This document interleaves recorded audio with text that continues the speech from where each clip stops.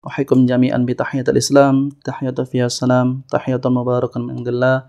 Assalamualaikum warahmatullahi wabarakatuh. Alhamdulillahirabbil alamin. Allahumma shalli ala nabiyyina Muhammadin wa ala alihi wa sahbihi thayyibin at-thahirin. Amma ba'du. Alhamdulillah ikhwah sekalian, gimana kabar antum? Alhamdulillah. Semoga Allah memberkahi kita di majelis ini, menguatkan iman kita sehingga kita makin yakin bahwa sebaik-baik sandaran itu adalah Allah Subhanahu wa taala. Sebaik-baik tempat kita bersandar, tempat meminta, tempat kita curhat hanyalah Allah taala, bukan siapapun ya. Yang terbaik adalah Allah, yang terkuat adalah Allah, yang terhebat adalah Allah Subhanahu wa taala, sehingga iman kita bertambah yakin dan bertambah tenang hati kita meskipun pelbagai kehidupan ya datang menghantam silih berganti, kesedihan, kegalauan dan seterusnya.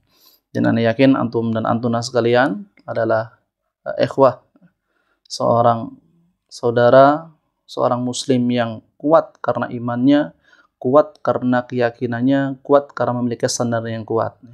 Jadi kalau antum sekarang lagi bersandar ke tembok, ke dinding, ya, ke tiang, itu hati-hati. Meskipun bukan syirik, tetapi kita harus tetap meluruskan niat kita bahwa sebaik-baik sandaran kita adalah Allah Subhanahu wa taala.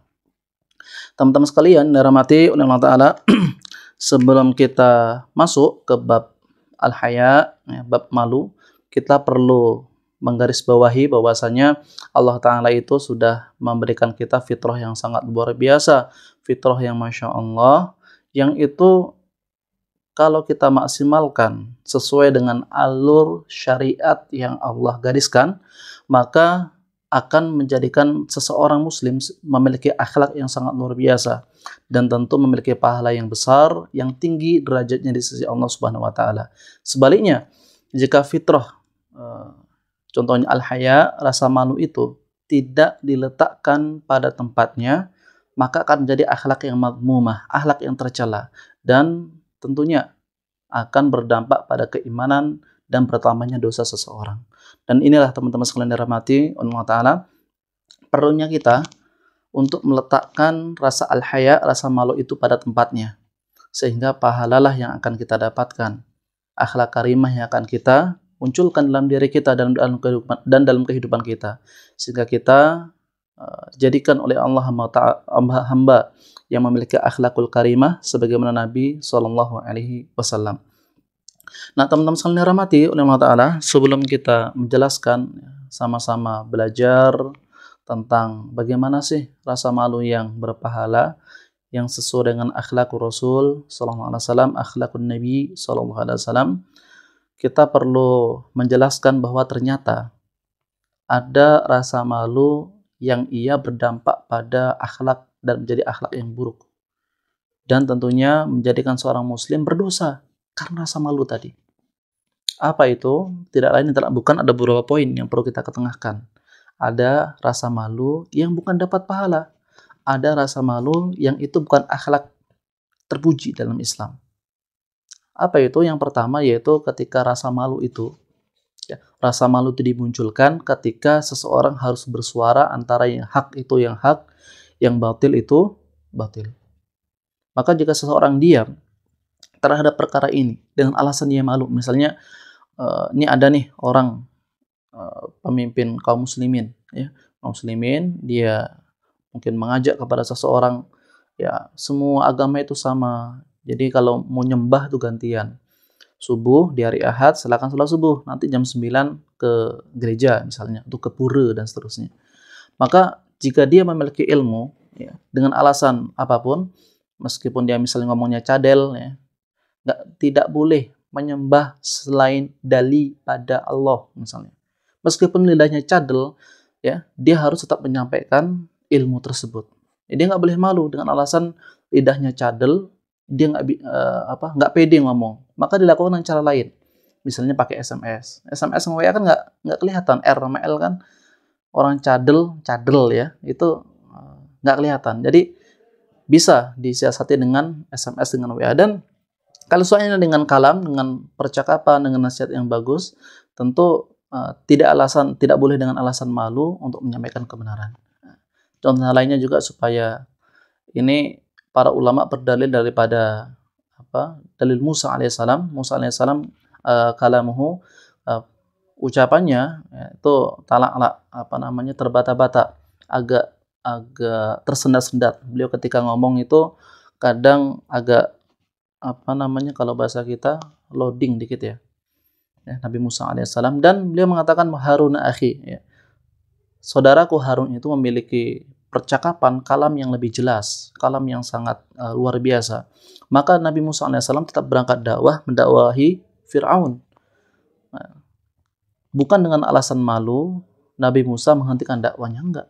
Tapi Nabi Musa tetap melanjutkan dakwahnya dengan cara lain, meskipun Meskipun ada kekurangan dalam dirinya. Ini yang dimaksudkan teman-teman sekalian dalam hati Allah Ta'ala. Kita jangan sampai itu tahu nih, ada ini kebatilan, tapi kita diam aja. Ya, nggak bersuara. Dengan alasan malu. Malu belum soleh, malu belum ini, belum itu, dan seterusnya. Padahal kemungkaran itu sudah jelas. Kecuali hal-hal yang masih diperdebatkan. Ya. Tapi hal ini mungkar jelas dan harus disampaikan. Maka seseorang nggak boleh berlindung dengan alasan malu, kemudian dia diam. Itu nggak boleh. Itu yang pertama. Dalil pertama tadi jelas, ya, rasa malu itu nggak boleh dimunculkan, ya, ketika kebenaran itu harus disuarakan. Yang kedua, ketika penyampaian ilmu. Ketika seseorang menyampaikan ilmu kepada jamaah, ya, kepada orang-orang, ya, meskipun dia bukan ustadz, dia seorang dai. Ya. Nahnu du'at qabla kulli syai', kan itu. Semua muslim itu adalah dai sebelum segala sesuatu. Semua muslim bukan ustadz. Semua muslim bisa jadi bukan kiai, bukan ulama, tapi semua muslim adalah dai. Ya, dai terhadap agamanya, sehingga menyampaikan agama, menyampaikan ilmu, jika ia mengetahui ilmunya, ini kewajiban, ini keharusan. Ya. Banyak perkara ketika seseorang menyampaikan ilmu bukan alasan malu, ya, meskipun dia memiliki kekurangan tetap harus disampaikan. Sebagaimana Allah Ta'ala mencontohkan dalam Al-Quran, innallaha la yastahi ayyadriba mathalan ma ba'udatan fama fawqaha. Allah itu nggak pernah malu membuat ciptaan permisalan yang itu dijadikan ilmu. Apa itu? Ba'udah, nyamuk, lalat, wa ma fawqaha, atau yang di bawah itu. Ya, kemudian dalam ayat lain Allah Ta'ala berfirman, gimana? Ketika dalam Quran surah Al-Ahzab ayat 53, ketika Allah mengingatkan para sahabat, yang bertamu ke rumah Nabi SAW, kemudian Nabi nggak enak hati tuh mau mencukupkan diri dalam menerima tamu, karena kelamaan tamunya, Masya Allah. Pertamu ya, umpama kita dari jam 8 pagi sampai jam 8 malam, ngobrol aja. Itu kan kalau bahasa Jawanya waleh, gitu. Capek. Maka adabnya seperti apa? Adabnya berhenti. Ya. Wa innallaha yastahyi 'anil haqq, kan itu. Sedangkan Allah tidak malu menjelaskan bahwa para sahabat itu kalau bertamu, siapapun kita, bertamu kepada para ulama, kepada guru-guru kita, para alim, itu usahakan melihat sikonnya, waktunya. Namanya ulama, namanya pemimpin negara, namanya ustadz, misalnya, pasti ada kesibukan. Ya. Mengurus umat, pekerjaan, dan seterusnya, maka lihat sikon seperti ini harus. Dan teguran Allah kepada para sahabat merupakan isyarat bahwasanya ilmu itu harus disampaikan. Ilmu itu harus disampaikan. Maka ini teman-teman sekalian rahmati Allah Ta'ala, ada seorang ulama, ya, ahli hadis, ketika itu memiliki kekurangan, yaitu ketika beliau menyampaikan hadis, suaranya sangat kecil. Bismillah, innamal a'malu binniyat wa innamal likulli imri'in ma nawa. Suaranya kecil, hampir tidak terdengar. Tetapi kalau orang mendekat, yang pengen dengar hadis itu mendekat, dia akan kemunceratan air ludahnya, cuh gitu, kayak ludah gitu. Sehingga ketika orang mau menyimak hadis itu tidak sengaja terciprat air ludahnya di bagian wajah, bukunya basah gitu ya. Kemudian pakaiannya sebagian terkena air ludah, karena itu kekurangan ya, dari sononya, sudah takdir. Tetapi tetap para santri, ya, para ulama, orang-orang yang ingin mendengar hadis dari Imam Az-Zuhri rahimahullah ta'ala, itu tetap, ya, menyimak hadis dari beliau rahimahullah ta'ala. Dan beliau tidak dengan alasan malu tidak menyampaikan hadis. Karena hadis ilmunya Allah Ta'ala, ilmunya Rasul sallallahu alaihi wasallam harus disampaikan apa adanya. Ya, terlepas dari kekurangan diri yang kita miliki. Ini teman-teman sekalian rahmati Allah Ta'ala, dakwah itu nggak perlu sempurna, perfect. Kalau kita mampu, lakukan aja. Antum Malu apa? Sekarang dakwah semua media terbuka, tinggal kita memilih dengan baik. Yang penting jangan memecah belah kaum muslimin ya. Waktu maulid ribut, maulid halal, haram, bid'ah, sesat, boleh, nggak boleh. Capek itu terus. Padahal para ulama sudah membahas hal seperti ini. Ya, kita nyampaikan ilmu yang baik di media sosial itu kan, masya Allah terbuka semuanya. Ya, dan nggak perlu malu. Masya Allah nggak perlu malu. Ini rambu yang kedua. Rambu yang pertama, nggak boleh malu ketika menyampaikan kebenaran. Rambu kedua, nggak boleh malu ketika menyampaikan ilmu. Rambu ketiga, ya, tidak boleh malu ya ketika seseorang ya, harus melawan atau harus menampakkan keislamannya, menampakkan ketaatannya. Contoh seperti apa? Contoh di tahun 98 ya, periode 98 sampai sekian atau tahun 90-an awal, kita lihat orang yang pakai hijab, pakai jilbab itu dicap aneh, dicap apa? Muslim yang kolot ya, kemudian muslim yang fanatik dan seterusnya. Nah, tapi ini harus ditampakkan karena kewajiban jilbab bagi muslimah itu keharusan. Ya, ijma para ulama, konsensus para ulama mengatakan bahwa jilbab itu wajib bagi para muslimah yang balik, yang akil. Nah, seperti itu. Nah, contoh lagi masalah kemusliman harus dinampakkan ketika seseorang mau sholat, maka tentu ketika dia berangkat sholat minimal pakaian yang dipakai ya menutup aurat, gitu. Menutup aurat. Nggak mungkin ketika orang sholat pakai celana pendek, singlet, ya kelihatan pusernya. Ya. Orang dia nggak mungkin. Pasti dia harus menampilkan pakaian yang ala kadarnya seperti inilah ya. Khudhu zinatakum inda kulli masjid, kata Allah. Pakai pakaian kalian, perhiasan terbaik ketika masuk dalam masjid. Ya, minimal kopiah bagi laki-laki, jubah atau baju koko, baju takwa kata orangnya, sarung dan seterusnya. Dan ini harus ditampakkan. Begitupun ketika adzan. Ketika adzan misalnya yang adzan itu nggak ada yang lain. Yang adzan dalam di desa misalnya di pedalaman, di Kalimantan atau di Papua dan seterusnya, yang adzan ya kita maklumi lah suara seperti itu. Tetapi adzan itu harus terdengar ya. Jumhur mayoritas ulama mengatakan al-adzanu atau an-nida yusma, harus terdengar. Dalam kaidah fikih dikatakan seperti itu. Adzan harus terdengar. Tetapi suara orang itu ya ala kadarnya, kita maklumi. Tapi harus ditampakkan.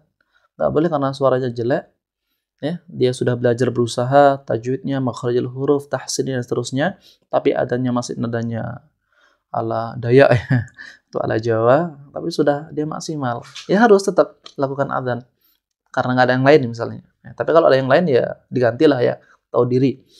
Kita harus tahu diri. Maka ini menampakkan keislaman itu keharusan. Ya, menampakkan keislaman itu keharusan dan nggak boleh malu. Masya Allah, orang-orang yang maksiat ya, itu mohon maaf ketika mereka pakai pakaian baju style mereka itu paling tidak endorse maksiat ya, pakaian yang dilarang dalam syariat, dan mereka pede, ya kan, pede. Mereka nggak bilang tuh bahwa ini hasil impor gitu ya, pakaian impor dari barat, enggak. Tapi begitu muslimah pakai baju yang niqab, munakibah ya, pakai cadar, pakai niqab, ya, pakai burqa dan seterusnya, dianggap kearap-arapan. Dan mereka pede dan kita nggak pede. Ini salahnya kita. Ya. Kata Ali bin Abi Thalib radhiyallahu anhu, beliau berkata bahwasanya ya, hina sakata alul haq anil batil, ya, ketika orang yang benar itu diam terhadap sebuah kebatilan, maka para ahli batil itu mengira bahwasanya ia berada dalam kebenaran. Hati-hati. Teman-teman sekalian rahmati Allah Ta'ala, menampakkan keislaman itu keharusan dan nggak boleh malu, nggak boleh ragu. Ya, jangan, berarti kalau kita ragu, kita salah mendapatkan rasa malu dalam diri kita. Ya, Masya Allah. Itu beberapa poin-poin ya, rasa malu yang tidak pada tempatnya. Dan itu nggak boleh dalam syariat. Nah, kita akan membahas tentang rasa malu yang dibolehkan dalam syariat, bahkan berpahala. Masya Allah, bahkan berpahala. Bahkan ini merupakan daripada akhlakul para nabi, akhlaknya para nabi. Akhlaknya para nabi. Nanti di Al-Quran banyak disebutkan bagaimana para nabi itu menanamkan rasa malu kepada istri-istri beliau alaihimussalam, kepada anak-anak perempuannya dan seterusnya. Ya, dalam Al-Quran disyaratkan begitu banyak.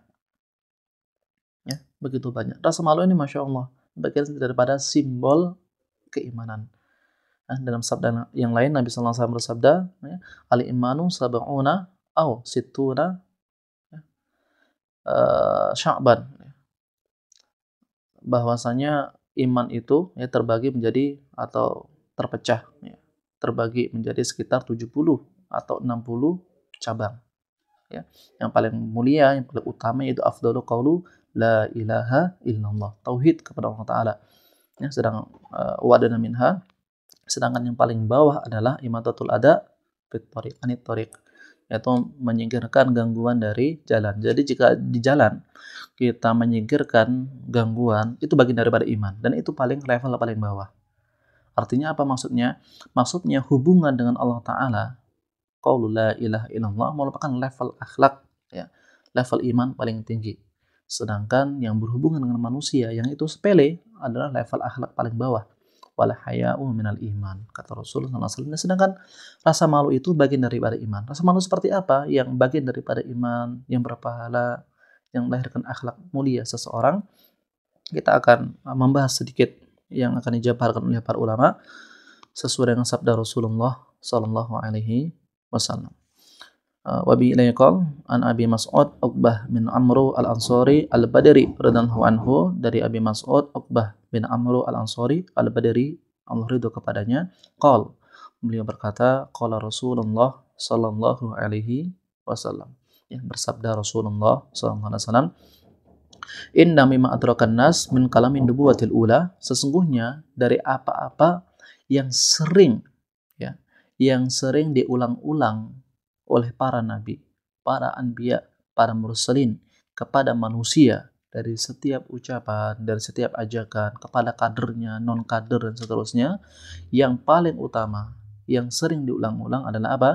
Idza lam tastahi, kalau kalian nggak punya rasa malu, fasna masyid, maka lakukan semaumu, sesukamu ya, lakukan semaumu, maka sesukamu. Wa abi ilaiqal, berkata Imam Nawawi rahimahullah, idza lam tastahi fasna masyid, makna daripada idza lam tastahi, jika kalian nggak punya rasa malu, lakukan sesuka kalian.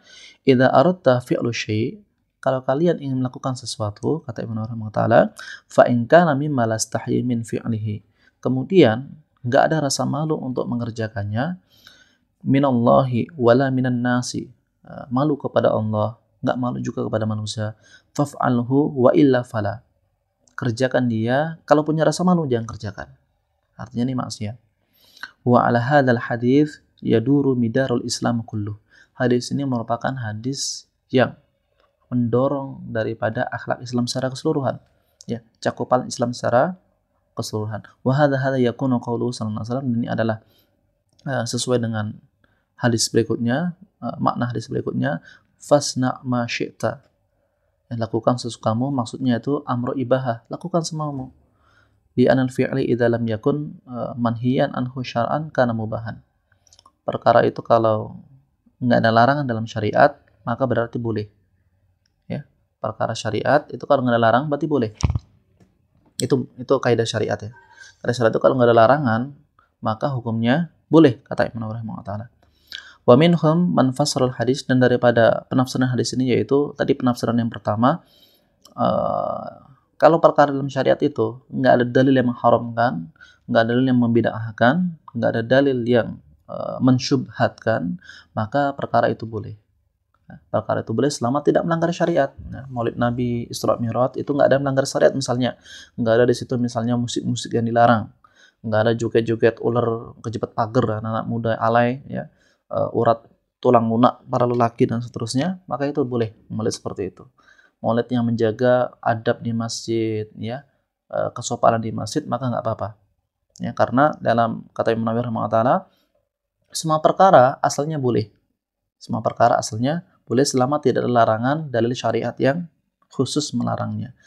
Dan dalam penafsiran hadis yang lain, makna daripada kalimat idza lam tastahi fasna ma syi'ta adalah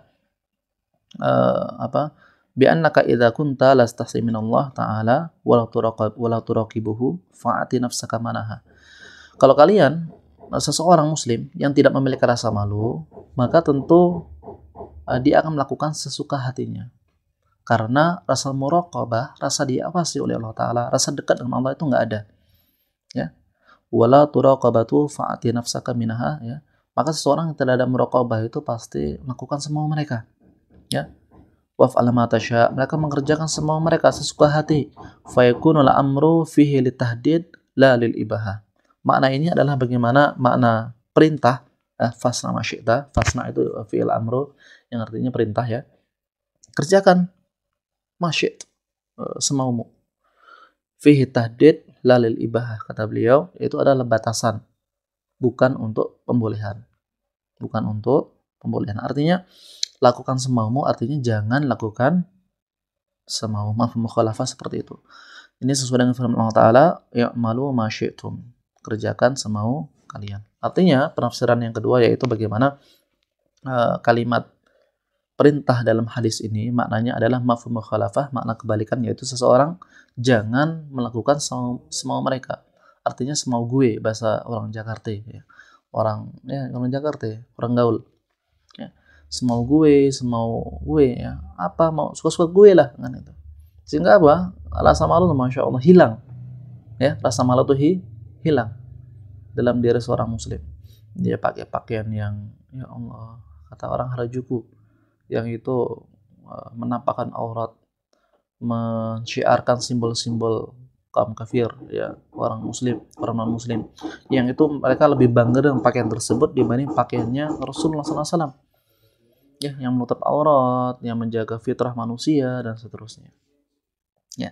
Nah, teman-teman sekalian dirahmati Allah Ta'ala, seperti apa thawbul haya, pakaian malu itu yang menghasilkan pahala, yang membangun akhlak karimah seseorang, cek, tes, yang membangun akhlak mulia seseorang, yang berpahala dan seterusnya. Para ulama menjelaskan panjang lebar. Kita menghimpun beberapa poin-poinnya. Poin pertama, rasa malu yang mendapatkan pahala yaitu rasa malu kepada Allah Subhanahu wa Ta'ala. Ya, jadi rasa malu yang pertama yaitu ketika seseorang malu kepada Allah Ta'ala, baik dia rame-rame atau sendirian, karena merasa diawasi, muraqabatullah, diawasi oleh Allah Subhanahu wa Ta'ala, dia nggak buat maksiat, dia nggak buat dosa. Dalam hadis Nabi SAW ketika riwayatkan bahwasanya Abu Bakar itu masya Allah sahabat Nabi yang paling pemalu, sampai ketika beliau sendiri pun, ya, sendirian pun, beliau kalau ganti pakaian itu pakai kain, bahasa kita sarung. Mandi beliau pakai pakaian basahan, bahasa kita, ya, nggak telanjang. Artinya meskipun malaikat kita baca doa masuk toilet itu, syaitan malaikat nunggu di luar gitu, nggak masuk ke dalam, nggak melihat kita, tapi dia merasa bahwa muraqabatullah, malu kepada Allah, dia tutupi auratnya. Dia pakai basahan ketika mandi.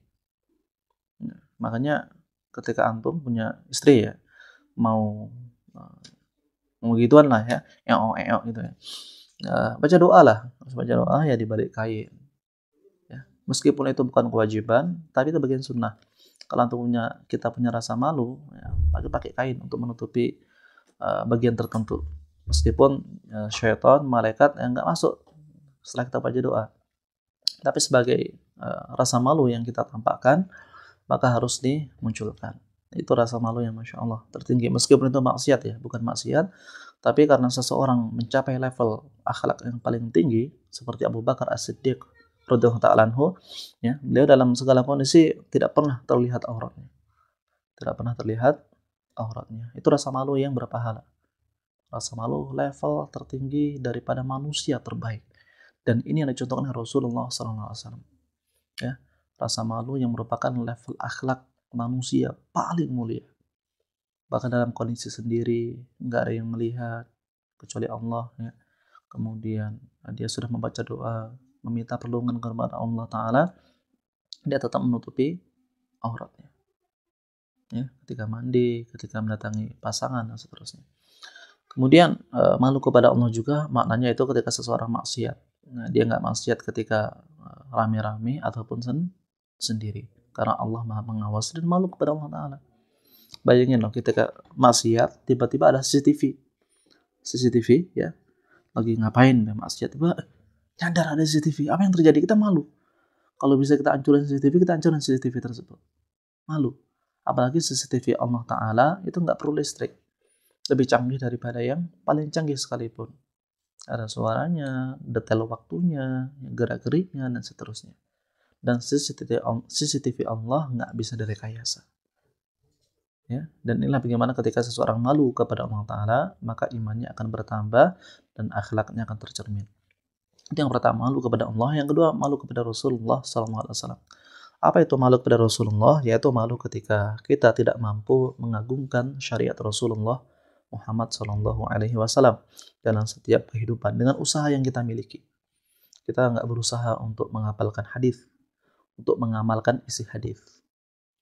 Ya Ustaz, nggak perlu ngapalin Ustaz, yang penting ngamalkan. Masya Allah, dari mana kita ngamalkan kalau nggak memahami, kalau nggak menghafal? Coba hadis dihafalkan sedikit demi sedikit, difahami tafsirnya, syarahnya dengan baik, ya baru coba diamalkan semaksimal mungkin. Ya, kita malu dengan Rasulullah SAW ketika dengan usaha maksimal kita tidak mengenalkan kepada kaum muslimin bagaimana sirah-sirah zatiyah beliau. Ya, sirah-sirah kehidupan beliau sallallahu alaihi wasallam, dakwah beliau sallallahu alaihi wasallam, dan bagaimana kehidupan generasi yang beliau didik.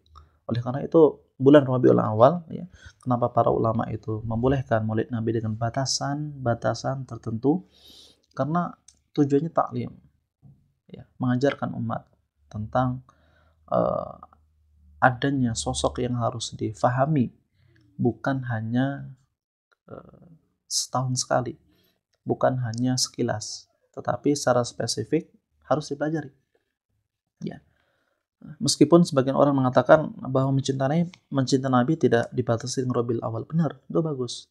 Tapi kadang orang perlu momen untuk kembali ke titik paling rendah, kemudian dia mencapai level titik paling tinggi. Contoh Ramadan.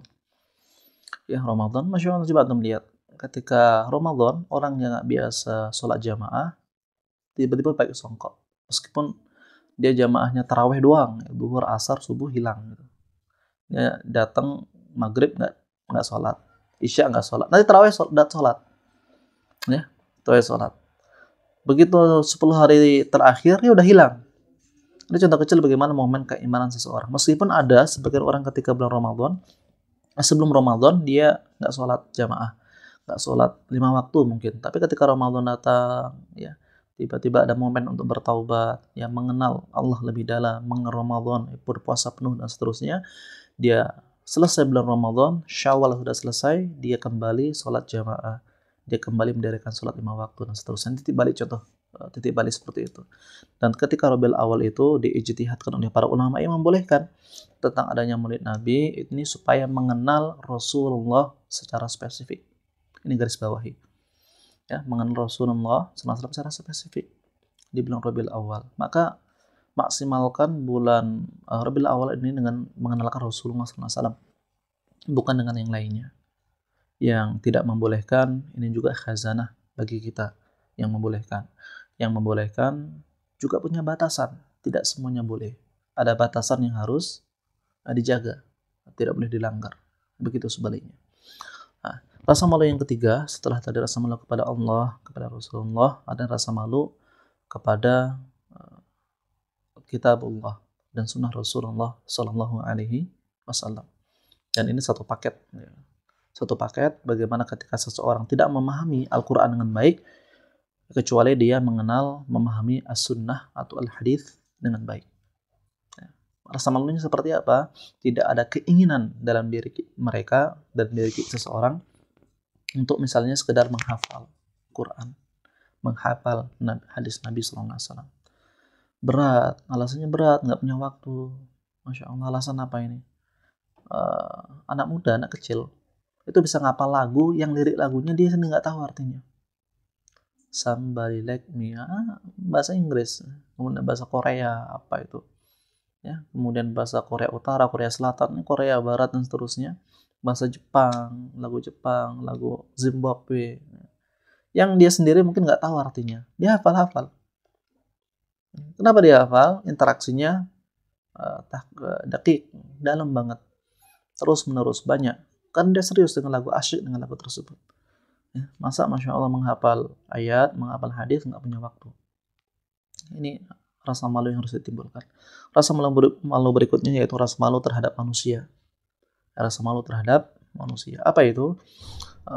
Dan ini bukan hanya untuk laki-laki, terutama perempuan ya. Al-haya'u tajun, rasa malu itu adalah mahkota bagi wanita. Ya, mahkota bagi wanita. Maka perempuan ini merupakan gerbang daripada penjagaan zina. Kalau gerbang tersebut buka, maka perzinahan terjadi. Pemerkosaan itu nggak bisa disebut zina. Zina itu ketika disebut apa? Laki-laki mau, perempuan mau. Ketika laki-lakinya mau, perempuannya nggak mau, terjadi, itu bukan zina. Ya, bukan zina. Maka pintu penjaga gerbang itu adalah perempuan. Dan jika perempuan menampilkan rasa malu, maka itu mahkota yang layak ia miliki. Seperti Masya Allah teman-teman sekalian hormati, Quran surah Al-Qasas. Cek Quran surah Al-Qasas, ya, bagaimana ketika menceritakan ya tentang kisah cinta Nabiullah Musa alaihissalam dengan istri beliau, yang kata beberapa ulama itu anaknya Nabi Syuaib, tapi Allah alami suapnya. Ketika habis dibantu ya nimba air, orang-orang itu ketika nimba air, antrian para peternak, para pengembala yang menimba air dari sumur, laki-laki itu para ngambil air untuk diminum, untuk hewan ternak dan seterusnya, mereka nimba pakai 2 tangan 1 ember, ya bergantian. Dan Nabi Musa alaihissalam yang sedang bersandar ke pohon, ya, yang Al-Quran dan tafsir ceritakan, ya, itu melihat 2 perempuan yang duduk di pojokan agak jauh, ya, mereka menunggu laki-laki selesai menimba. Dan ketika ditanya oleh Musa alaihissalam, kalian ngapain di sini? Kami ingin ngambil air untuk hewan ternak kami. Tapi kami malu ada laki-laki di situ. Ikhtilat. Masya Allah. Karena Musa alaihissalam mengambil dalwah, mengambil ember, dan mengangkat dengan 1 ember 1 tangan. Dalwah dalam masa itu dari dari kayu yang cukup berat. Nggak ada plastik zaman dulu ya. Nggak ada plastik. Sejenis plastik nggak ada katrol itu nggak ada. Jadi jangan bayangin sumur zaman dulu itu kayak sekarang, nggak, beda. Lebih berat ya dalwahnya, embernya, timbanya. Ya. Kemudian diberikan kepada 2 perempuan tersebut. Rasa malu yang Masya Allah, ikhtilat. Ya. Jadi ikhtilat itu harus ditanamkan kepada anak perempuan kita, jangan sampai mereka kehilangan rasa malu bercampur baur antara laki-laki yang bukan mahram, perempuan bukan mahram dan seterusnya. Mereka bercampur baur biasa. Ini bahaya. Bahaya. Maka setelah itu mereka pulang dan kemudian esoknya datang kepada Musa. Ya. Apa yang Al-Quran ceritakan? Yamshi alal istihya. Ya. Mereka berjalan dalam keadaan istihya, malu. Istihya itu benar-benar malu yang alami, dikuat-kuatin. Gitu. Malu apa? Inna abi yad'uka. Sesungguhnya bapakku, wahai Musa alaihissalam, manggil kamu. Lalu datang ke rumah. Ya, ini contoh kecil bagaimana Nabi Musa nggak modus, perempuannya juga caper. Ya. Musa alaihissalam harus nolong perempuan tadi, balik bersandar. Nggak minta nomor WA, nggak minta nomor, apalagi nomor HP, nomor rumah, nomor sepatu, nomor baju. Nggak minta alamat IG, ya, Twitter, Facebook, TikTok, dan seterusnya. Nggak. Habis bantu, udah selesai. Beliau nggak ngajak ngobrol, nggak ngajak ini, nah itu langsung duduk di bawah pohon, dia udah tidur. Ya, cool. Kalau kita bukan cool, kita terlalu itulah ya, terlalu murah. Makanya rasa malu itu bukan hanya dimunculkan dalam Al-Quran itu 2 perempuan tadi, 2 putri Syuaib tadi, Nabi Suwab, ya, dengan perilaku mereka berdua ketika Nabi Musa, ketika menunggu orang selesai menimba dan seterusnya. Ya, tapi Allah isyaratkan ya dalam beberapa tafsir Al-Baydhi rahimahullah taala, Musa alaihissalam juga memiliki rasa malu yang luar biasa. Ya. Kalau laki-lakinya malu, insya Allah akan ketemu dengan perempuan yang benar-benar memiliki rasa akhlak yang malu. Tapi kalau laki-lakinya malu-maluin, ya itu bakal ketemu sama perempuan atau akhwat atau istri yang kalau maluin juga lebih malu-maluin gitu. Ya, hati-hati. Makanya rasa malu kepada manusia ini, malu menampakkan aurat, menjaga iffah, menjaga harga diri, ya, menjaga kehormatan, ini keharusan. Keharusan. Nabi SAW ketika tidak sengaja terbuka sebagian lutut beliau ketika membangun Ka'bah Syarifah, ya, Ka'bah ketika kena banjir, beliau bantu ya, untuk meletakkan bebatuan di atas, ketika tidak sengaja angin tersingkap di bagian betis beliau yang bersih, yang putih, beliau rasa malu, wajahnya merah padam. Padahal mendekati aurat, bukan auratnya tapi mendekati aurat. Dan beliau dalam sebuah riwayat hadis lebih malu daripada gadis pingitan. Artinya rasa malu itu dijaga, iffah, kehormatan diri dijaga. Ya, Masya Allah.